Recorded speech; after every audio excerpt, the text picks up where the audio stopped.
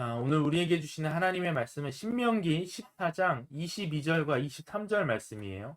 신명기 14장 22절과 23절 말씀을 우리 다 같이 한 목소리로 같이 읽겠습니다. 오늘은 개역개정으로 제가 말씀을 준비를 했어요.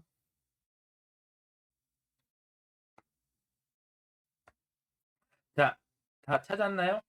신명기 14장 22절로 23절 말씀. 우리 카메라를 좀 다 켜줬으면 좋겠어. 왠지 혼자 있는 듯한 느낌이니까요.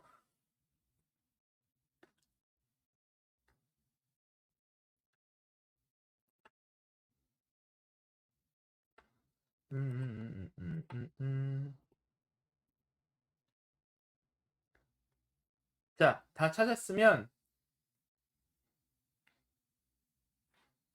같이 한번 읽어보겠습니다. 시작. 너는 마땅히 매년 토지 소산의 11조를 드릴 것이며 내 하나님 여호와 곧 여호와께서 그의 이름을 두시려고 택하신 곳에서 내 곡식과 포도주와 기름의 11조를 먹으며 내 소와 양의 처음 난 것을 먹고 내 하나님 여호와 경외하기를 항상 배울 것이니라. 아멘. 자, 우리가 지금 헌금에 대해서 이번 달 계속 이야기를 하고 있는데, 우리 지난 시간 그리고 그 전의 시간을 좀 이야기 나눴던 거를 기억하나요? 세 가지가 있다고 이야기를 했는데, 코이노니아, 디아코니아, 카리스의 헌금의 정신이 있다고 얘기를 했어요. 이누야 반가워. 네. 자, 그러면 여기서 퀴즈. 코이노니아, 디아코니아, 카리스를 우리가 각각 어떤 뜻으로 이야기를 했었죠? 기억해요?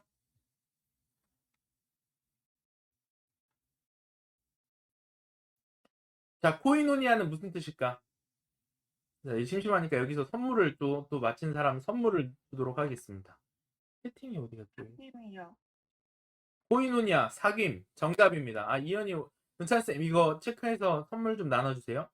이현이, 자, 코이노니아, 사귐. 그 다음에 디아코니아. 디아코니아가 어떤 뜻일까요? 봉사? 봉사? 오케이. 봉사도 맞는 걸로 할게요. 섬김으로 할게요. 섬김. 디아코니아, 섬김. 자, 마지막 카리스. 자, 은혜 말고 근데 한 가지 더 특별한 뜻이 있어요. 특별한 뜻. 특별한 뜻이 있어요. 특별한 뜻. 특권. 정답. 특권, 정답. 자, 그러면 송이, 이현이, 준범이. 자, 이렇게 되죠. 사귐과 섬김과 특권에 우리가 헌금을 좀 이야기를 했었어요. 자, 그리고 이러한 정신을 가지고 있는 헌금을 우리는 어떻게 드리냐면, 이렇게 드립니다. 기쁜 마음으로 드리고요. 그리고 형편에 맞게 드리고 계획을 가지고 우리는 헌금을 해야 한다라고 우리가 이야기를 했었죠. 자, 그러면 이 헌금의 동일한 연장선상에서 우리가 오늘은 11조에 대해서 한번 이야기를 나누려고 해요. 여러분, 11조 하면 어떤 걸 11조라 할까요? 11조. 우리 친구들 가운데 11조를 하는 친구들이 있나요? 저만 하나요? 자, 11조를 하는 친구들이 있을 거예요.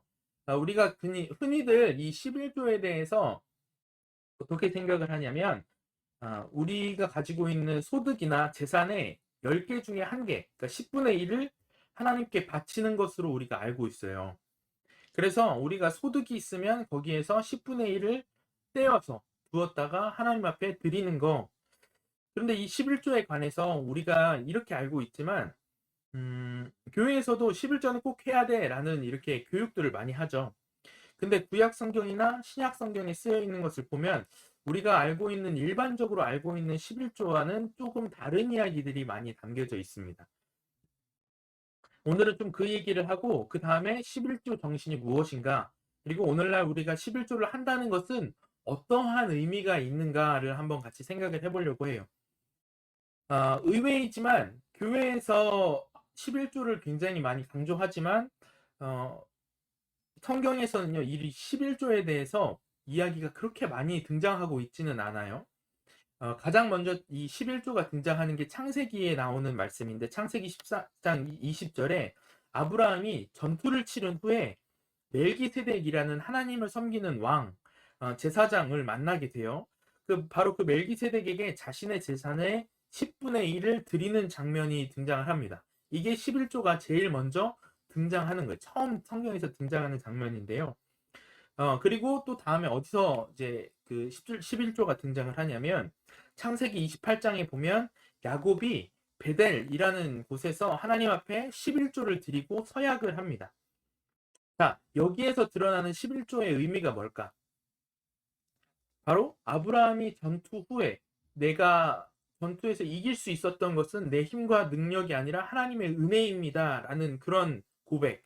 그리고 야곱이 베델로 돌아와서 이 돌베개를 베고 잤을 때 그 어려웠던 상황에서 다시금 나를 여기로 부유하게 그리고 잘 인도해 주신 분이 하나님이십니다. 라는 뜻으로 11조를 드린 거예요. 그러니까 종합해 보자면 나의 삶과 내가 가진 재산은 내 능력과 나의 노력의 결과가 아니라 하나님의 은혜로 주어진 것입니다. 라는 뜻의 11조를 구약 성경에서 창세기에서 드리고 있다라는 거죠. 다시 말해서 11조는 하나님께서 내 삶과 내 삶의 주인이 되십니다. 라는 고백으로 이어질 수 있는 것 같아요. 이것이 11조가 이제 창세기에 처음 등장하는 뜻으로의 의미입니다. 아마도 오늘날 우리가 교회에서 알고 있는 이 11조의 정신과 동일한 거겠죠. 자, 그러면 우리에게 이런 질문이 생깁니다. 우리의 11조를 그러면 누구에게 하고 그 11조를 누가 받고 이것을 어떻게 사용을 해야 하는가? 우리가 지난 시간에 이야기했듯이 이러한 질문을 할 수밖에 없어요. 왜냐하면 우리가 헌금을 이야기를 할 때 하나님은 돈이 필요한 분이세요? 아니면 돈이 필요하지 않은 분이세요? 하나님은 직접적으로 돈을 가서 사용하시는 분은 아니시죠. 그렇기 때문에 하나님께 우리가 헌금을 드린다라고 해봤자 그것은 하나님이 직접 사용하는 것이 아니거든요. 이게 굉장히 저는 중요한 말이라고 생각을 하는 게 하나님은 좀 극단적으로 이야기를 하자면 11조가 필요한 분이 아니세요. 하나님은 돈이 필요한 분이 아닙니다. 돈이 필요한 건 누구라고요? 인간, 우리들이 필요한 거예요. 하나님이 필요한 것이 아니라 사람이 필요한 겁니다. 왜냐하면 하나님의 뜻과 정신을 구현하기 위해서 11조가 필요한 것이다 라고까지 우리가 좀 이야기를 할 수 있을 것 같아요. 저는 이 11조의 정신을 구약 성경을 토대로 좀 따져보면서 세 가지의 그 11조의 정신이 있다라고 좀 찾아봤는데요. 오늘은 거기에서 두 가지를 먼저 좀 살펴보고자 합니다. 자, 먼저 첫 번째 11조의 정신은 바로 헌신을 위한 11조라고 이야기할 수 있을 것 같아요. 헌신을 위한 11조. 민수기 18장 21절에 보면 민수기 때는요, 이제 회막에서 예배를 드렸던 그런 시대예요. 사람들이 회막에서 하나님 앞에 제사를 바칠 때 제사장에게 이 제물을 가지고 갑니다. 그러면서 제사장이 그 제물을 관리하고 그 제물을 통해서 제사장은 자기의 삶을 이어나가요. 하나님께 바칠 제물을 드리고 그리고 나머지 그 제물의 나머지를 가지고 자기 삶을 제사장이 이어나갑니다. 대신 제사장 그리고 제사장을 도와서 이 회막에서 자신의 그 하나님의 일을 하는 사람들은 다른 이스라엘 자손들처럼 유업, 그 땅을 기업으로 받지를 못해요. 땅이 자기의 생산의 수단, 자신의 땅을 통해서 자신의 삶을 유지해 가는 삶이 아니라 이 제사를 통해서 자신의 삶을 이어가는 것으로 사용이 되는데 거기에서 동일하게 그 사무의 직무를 맡은 레위 제사장들, 레위인들에게 하나님이 이렇게 말씀을 하시는데요. 같이 한번 읽어볼까요? 시작! 나는 레위 자손에게는 이스라엘 안에서 바치는 열매 하나를 모두 그들이 받을 유산으로 준다. 그것은 그들이 회막 일을 거두는 것에 대한 보수이다.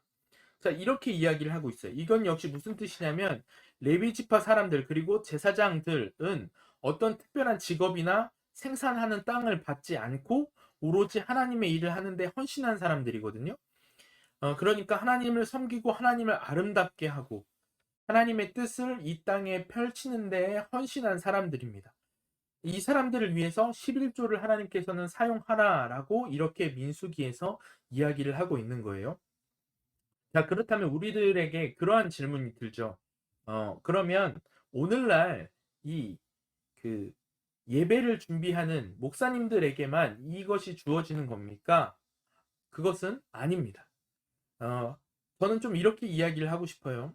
하나님의 뜻이 드러나고 하나님의 영광이 드러나는 일을 하는 사람들, 그리고 오늘날 우리는 저만 제사장이라고 하지 않죠. 목사는 제사장이 아닙니다. 목사는 목회의 직무를 목양을 하는 사람이지만 제사장은 아니에요.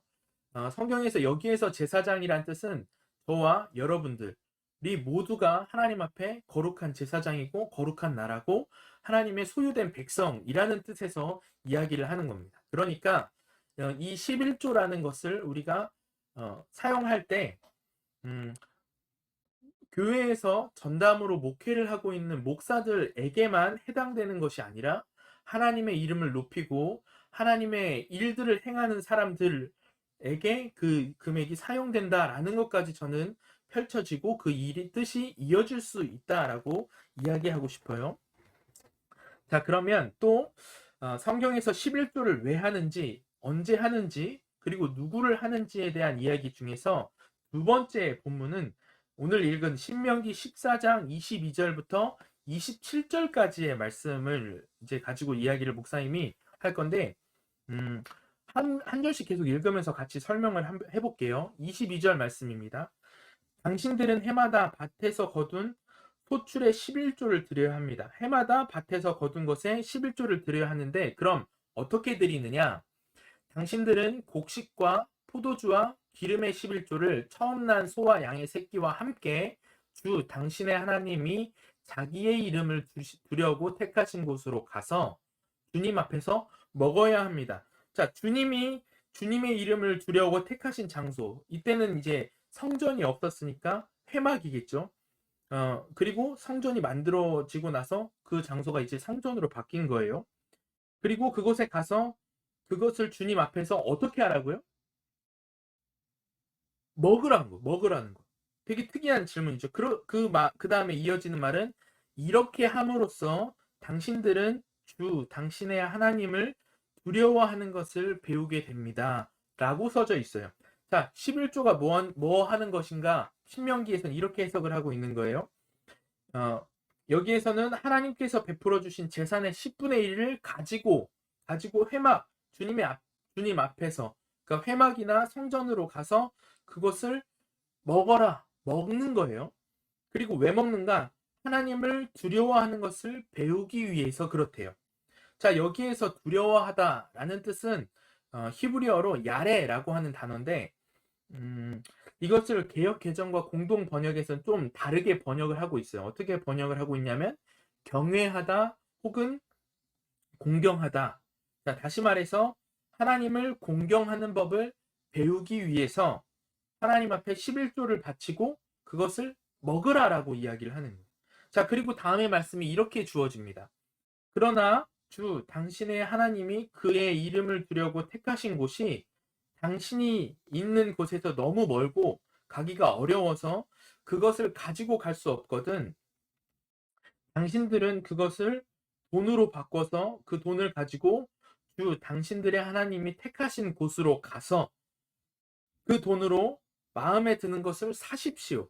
그리고 소든지 양이든지 포도주든지 독한 술이든지 어떤 것이든지 먹고 싶은 것을 사서 주 당신들의 하나님 이 앞에서 당신들과 함께 당신들이 가족이 함께 먹으면서 즐거워하십시오. 자, 이렇게 되어 있습니다. 자, 그러니까 성전에서 멀리 사는 사람들이 하나님 앞에 이 예물을 드리려고 하는데 곡식이나 포도주나 기름을 가지고 가다가 오늘날 같이 날이 더운 날에는 이 곡식이나 아니면 포도주나 기름들이 상할 수 있잖아요. 소나 양의 새끼를 가지고 가다가 문제가 생길 수 있어요. 거리가 멀면. 그러면 그것에 해당하는 것을 돈으로 바꿔서 예루살렘 성전 있으면 거기 가서 그 돈으로 먹고 싶은 것을 사요. 그리고 어떻게 하냐면 당신들과 당신의 온 가족이 즐겁게 먹으라라고 이야기를 하고 있습니다. 여러분, 우리가 알고 있는 11조랑은 완전히 다르죠.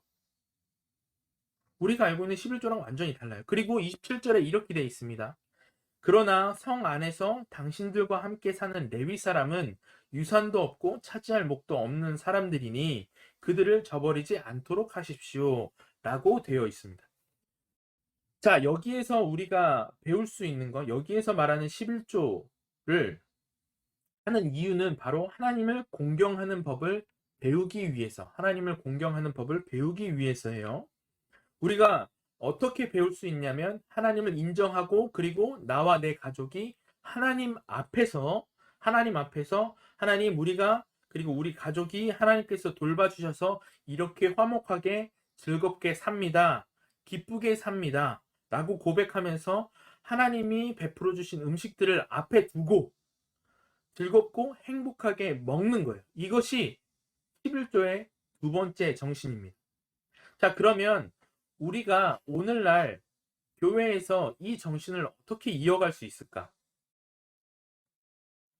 하나님의 인재, 하나님의 드러나심, 이것을 기념하고 축복하면서 우리 가족이, 그리고 우리 교회의 구성원들이, 우리 비상꿈터 청소년부의 공동체들이 함께 모여서 즐거워하고 좋은 것을 먹으면서 하나님을 기뻐하고 하나님을 공경할 수 있는 것, 하나님을 공경하는 것, 이것이 11조의 아주 중요한 정신이라고 이야기할 수 있습니다. 자, 그러면서 27절에 한 가지를 더 이야기를 하죠. 그게 뭐냐면 이렇게 돼 있어요.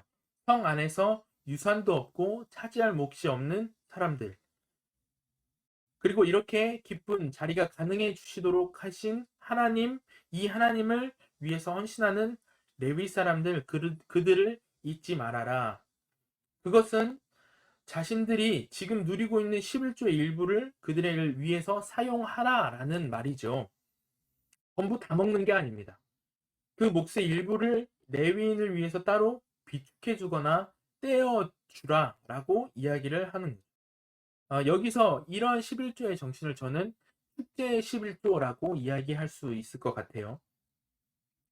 자, 그러면 정리해 보자면 우리가 드리는 11조는 먼저 하나님을 공경하는 것을 배우는 거예요. 어떻게 배우느냐? 두려워서, 하나님을 두려워하는 방법인데 두렵고 떨어서, 막 하나님이 무섭고 잔인하고 하나님이 벌하시는 분이기 때문에 무섭고 떠는 마음으로 배우는 게 아니라 하나님께서 베풀어 주신 선물, 그것을 먹고 마시는 기쁨과 행복과 웃음, 이 속에서 하나님을 공경하는 방법들을 배우는 거예요. 그것이 축제의 11조의 정신입니다. 행복한 거죠. 우리가 공동체 안에서 즐겁고 행복한 것. 그리고 그 축제 속에서 이 축제를 가능하게 해주었던 레위 사람들을 위해서 그 몫을 떼어놓는 잔치. 생각해보면 이러한 잔치가 참 배려 깊은 잔치잖아요, 여러분. 그냥 먹고 마시는 게 아니라 하나님을 공경하는 방법을 배우는 먹고 마심. 그리고 우리끼리만 하는 것이 아니라 그것을 가능하게 해준 사람들을 기억하는 축제의 자리인 거죠. 우리가 오늘날 예수님을 믿는 크리스찬으로 살면서 하나님을 공경하는 방법을 기쁨과 행복과 즐거움 속에서 하고, 이것을 가능하게 해줬던 그 헌신하는 사람들을 기억하고 그것을 예우하는 기쁨의 자리라고 하면 그곳은 축제 11조의 정신이 나타나는 곳이다 라고 우리가 이야기할 수 있을 것 같아요. 자, 여러분, 오늘 이야기한 두 가지 한번 좀 생각을 해볼까요? 첫 번째는 헌신을 위한 11조를 이야기를 했었고, 두 번째는 축제를 위한 11조를 이야기를 했었습니다. 우리가 이 헌신을 위한 11조 그리고 축제의 11조의 정신을 좀 기억하면서 11조가 우리에게 베풀어 주신 하나님의 은혜이구나 라는 사실을 기억하고, 또한 하나님의 베풀어 주신 은혜를 가족과 함께 그리고 다른 사람들과 함께 기쁨으로 누리면서 이를 통해서 하나님을 먼저 공경하는 방법들을 우리가 배워가고, 그리고 하나님께 헌신하는 사람들과 그 기쁨을 나누는 것, 이것이 성경에서 이야기하는 11조 정신인 것을 우리가 기억하면서 하나님께 기쁨으로 나아가고 그리고 하나님 그 기쁨을 나눌 수 있는 저와 여러분들이 되기를 주님의 이름으로 소망합니다. 기도하도록 하겠습니다. 하나님 감사합니다. 오늘 말씀을 통해서 하나님께서 우리들에게 이 11조를 하는 것 그리고 11조의 의미를 통해서 하나님을 공경해야 하는 것을 우리가 배웠습니다. 하나님 우리가 이 헌금을 통해서 하나님의 뜻이 펼추어지고 또 하나님을 섬기는 사람들을 섬기며 또한 이 하나님이 주신 은혜를 감사하고 감사함을 통해서 하나님을 공경하는 방법을 배우는 우리 청소년부가 되게 하여 주시옵소서. 그래서 하나님 우리의 삶에 하나님과의 깊은 교제와 하나님 또한 우리 주변에 있는 사람들을 기억하는 그런 축제들이 날마다 펼쳐질 수 있도록 주님 인도하여 주시고 이러한 헌금을 통해서 이러한 축제의 정신이 우리들에게 나타나며 또한 하나님의 뜻이 오늘날 우리에게 나타나는 귀한 헌금의 자세들을 배워갈 수 있도록 주님 인도하여 주시옵소서. 특별히 주님 한 주간 코로나로 인해서 또한 어려운 시기를 겪고 있는 우리 청소년들을 기억하여 주시고 이제 95일만 밖에 남지 않은 수능을 준비하는 우리 고등학교 3학년 친구들을 주님 기억하여 주셔서 이 어려운 시기를 통하여서 또 하나님을 만나며 하나님의 은혜를 기억하며 또한 이 어려운 시기 가운데 하나님의 은혜를 누리며 살아갈 수 있는 우리 청소년들이 되게 하여 주시옵소서. 주님 이제 방학을 마치고 학교에 등교하는 친구들 그리고 등교를 앞둔 우리 청소년들을 주님 기억하여 주시고 시작되는 한 학기를 하나님 앞에 맡겨드리며 또한 그 한 학기 중에서 하나님과 깊은 교제로 나아갈 수 있는 우리 청소년들이 되게 하여 주시옵소서. 감사드리며 예수님의 이름으로 기도합니다. 아멘.